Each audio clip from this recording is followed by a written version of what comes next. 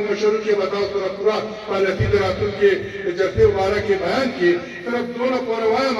چې نن سبا خاص کر په دې پښتونخوا کې چې کوم حالات جوړ شوي دي د پښتنو د قتلعام دپاره د دې مخنیوي لپاره که موږ ټول پښتانه په یو پلیټفارم جمع نه شو نو هغه وخت دغه دی خدای مکړه چې زموږ د پښتنو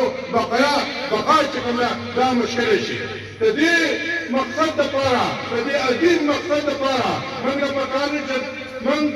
کوڅه په کوڅه کلی په کلی باندې یو کمپین وکړو او ټول پښتانه د دې جنډې د قومي وطن پارټۍ د دې جنډې د لاندې د جناب اختر خان شیرپال صاحب د مشرۍ د لاندې او دغه شان ته ټول پښتانه په دې خبره پوه کړو چې دې مهال ته راغونډ شو او د خپلې بقا لپاره او د پښتني خاورې د ساتلو لپاره چې کوم دی نو موږ جدوجهد او کوشش وکړو. په خپلو صفونو کې چې کوم دی اتحاد پیدا کړو، اتفاق پیدا کړو او که زموږ په لیکلو کې والي خفګانونه چې هغه لرې کړو او هغې لپاره چې کوم دی یو مستقل یو جدوجهد او کمپین شروع کړو او ورسره چې کوم دی چې په تېر تاریخ باندې زموږ دا شهید وطن حیات الله خان شیرپال صاحب کومه کلیزه را روانه ده چې دا زموږ